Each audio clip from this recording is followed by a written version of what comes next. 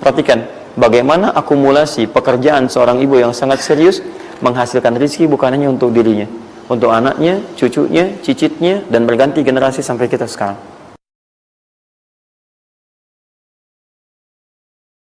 Nah, jadi prinsip yang pertama, kita harus punya komitmen yang kuat dengan Allah. Kata Allah, kerja ya kerja. Kata Allah, usaha ya usaha, jangan diam. Di usaha itu sepanjang keluar yang disebut usaha dari dalam tubuh kita, kaki melangkah, tangan bergerak gitu kan, kemudian mulut berbicara, bersuara, atau telunjuk menunjuk aja, ada usaha, rezeki turun. Tapi ingat, usaha Anda tidak akan selamanya ada di atas. Mungkin suatu saat akan turun, kan? Mungkin Anda ada di puncak, mungkin suatu saat Anda turun, mungkin kadang ada di puncak, kadang stabil aja. Tapi kalau Anda melihat peluang, cepat kejar selama peluang itu baik. Itulah yang dimaksud kompetisi yang sehat. Ada paten kejar, ada tender, ikut tender dengan cara yang baik, cara yang normal, ikut. Kalaupun bukan rezeki Anda, nggak ada masalah. Saya kasih rahasia besarnya.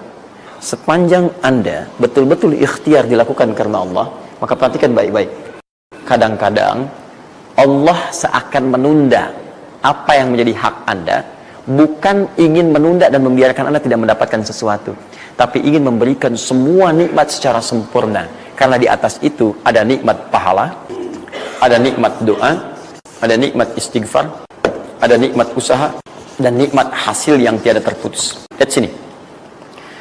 Kalau antum sehari berusaha, nggak dapat apa-apa. Memang, mohon maaf, hasilnya belum dapat diraih, belum dilihat tuh. Tapi bukankah pada saat itu doa antum akan bertambah? Bukankah malamnya salatnya nambah? Tahajud? Bukankah di situ kadang-kadang kita istighfar, ya Allah? Teman-teman, bukankah istighfar menggugurkan dosa? Bukankah berdoa menambah harapan, mengakumulasikan sesuatu? Bukankah tahajud menambah pahala lagi? Kadang-kadang yang diinginkan oleh Allah pertama kali bukan dunia dulu. Ketika Allah mencintai seorang hamba, dia akan berikan pahala akhirat dulu. Karena dunia itu sifatnya sementara. Hei fulan, kamu kemana aja? Kemarin kamu jauh dari saya, baru sekarang kamu pikir dekat dengan saya. Saya nggak pengen kasih dunia dulu, dunia itu kecil. Kalaupun di seekor sayap samuk sebelahnya, sebelah sayap nyamuk ada dunia itu, ada nilainya, saya kasih buat kamu deh, nggak ada nilainya. Ya, karena itu saya ingin kamu akhirat sempurna dulu. Saya ampuni dulu dosa-dosa kamu yang kemarin. Begitu sudah diampuni, hari kedua istighfar lagi diampuni, saya kasih pahala yang banyak. Begitu pahala udah dapat, dosa udah diampuni, baru dunia diakumulasikan. Karena hukum dunia itu, kalau antum usaha akan terus diberikan. Jadi nggak ada yang nggak dikasih. Jadi kalau antum sehari bekerja ini, kelihatannya nggak dapat apa-apa, bukan nggak dapat apa-apa, disimpan untuk diakumulasikan.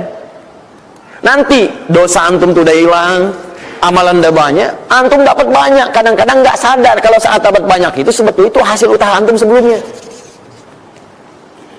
Itu teorinya begitu. Ya, jadi nggak ada yang nggak dapat apa-apa, semua akan dinilai. Sepanjang antum bergerak dikasih, dan antum buktinya hidup juga. Sampai ke hari itu kan masih hidup, bisa makan juga di hari itu, bisa beraktivitas juga, sehat juga dan sebagainya, belum dapat apa. Makanya kata Nabi, yang hari itu ada makanan, dia orang kaya sebetulnya. Kalau besok masih ada lagi, kaya banget. Antum sampai sebulan masih ada cadangan. Kenapa kita mesti berkeluh kesah? Dan belum tentu hidup juga sampai besok. Yang tuh mau ngumpulin apa? Nah, maka prinsip yang terbaik adalah ketika antum berikhtiar, ikhtiar usaha yang maksimal. Tapi jangan khawatir kalau antum kerja sehari nggak dapat, 2 hari belum ada usaha. Jangan khawatir teman-teman sekalian. Rumus yang mengatakan semua ketika badan bergerak maka rezeki dituliskan untuk keluar. Tapi kadang-kadang ada yang Allah inginkan lebih besar dari apa yang Anda harapkan. Apa yang Allah harapkan ikutkan ke situ, maka Anda akan mendapatkan akumulasi bagiannya. Itu yang dilakukan oleh Sayyidah Hajar. Begitu beliau kemudian naik ke Marwah, nggak dapat, naik ke Safa, nggak dapat. Apa pernah tertuliskan dalam riwayat sedikit aja Sayyidah Hajar mengeluh? Tunjukkan kepada saya kitab mana yang pernah menunjukkan riwayat ketika bolak-balik itu kemudian Sayyidah Hajar berkata, ya Allah, saya kan istri Nabi, saya kesini memenuhi perintahmu, ya Allah, ini udah capek, kenapa belum turun juga? Pernah nggak? Kedua, ketiga, keempat, kelima, sampai ke yang ketujuh. Begitu sampai di Marwah, baru kemudian diakumulasikanlah itu. Apa yang terjadi? Ibunya yang usaha bolak-balik. Airnya keluar dari mana? Anaknya, kakinya kemudian menghentak lagi. Tiba-tiba keluar air dari situ. Pertanyaan saya, ibu yang lebih tahu di belakang. Kan kalau anak itu sedang haus, pasti tangan kakinya bergerak kan? Kenapa saat pertama disimpan bergerak, airnya keluar? Sudah 7 kali bolak-balik, baru air keluar. Silakan lihat riwayatnya. Pada hentakan itu, ketika 7 kali ibunya bolak-balik, malaikat mengepakkan sayapnya. Itu yang menghantam air dan keluar air. Malaikat yang ditugaskan Allah memberikan rezeki namanya Mikail. Itu ada di Quran surah kedua ayat ke-98. Ya, man kana aduwwan lillahi wa malaikati wa rusuli wa jibril wa mikail. Mikail. Di antara tugas Mikail oleh Allah ditugaskan untuk memberikan rezeki. Yang paling menarik, perhatikan baik-baik. Begitu airnya keluar, ibunya sedang di marwah, sedang berdoa nih. Makanya kalau sa'i di sofa ngadap ke kiblat berdoa dulu, ke marwah ngadap ke kiblat berdoa dulu. Begitu sedang berdoa nyampe ke marwah yang ketujuh, anaknya lebih kencang menangisnya. Ibunya mendengar suara nggak biasa, dikejar ke sini. Begitu kejar ada air. Apa kata ibunya? Lihat kalimatnya. Zam, zam, zam, zam. Ibunya tidak mengatakan ijma, ijma, ijma, tapi zam, zam, zam, zam.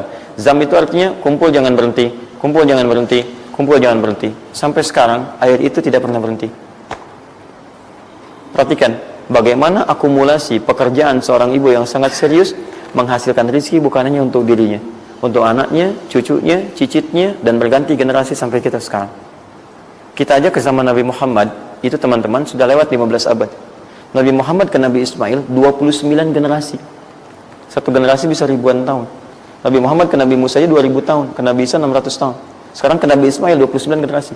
Muhammad bin Abdullah bin Abdul Muttalib bin Hashim bin Abdul Manaf bin Qusay bin Murrah bin Kilab bin Ka'ab bin Ghalib bin Fihir bin Malik bin Nadar bin Kinana bin Khuzaimah bin Mudrikah bin Ilyas AS bin Nizar bin Mudar bin Ma'ad bin Adnan bin Adi bin Adri, ya, bin Muqawwam bin Nahur bin Tari bin Ya'rub bin Yasib bin Nabit bin Ismail AS. 29 generasi. Yang bisa mengulang 29 ini saya bebaskan paspornya untuk menghafal Quran di pekan depan. Silakan. Boleh, silakan. Tapi kalau salah satu tambah satu ayat. Jelas? Terakumulasi. Maka boleh jadi kita berusaha bekerja, sehari belum dapat, 2 hari dagang belum dapat, tenang.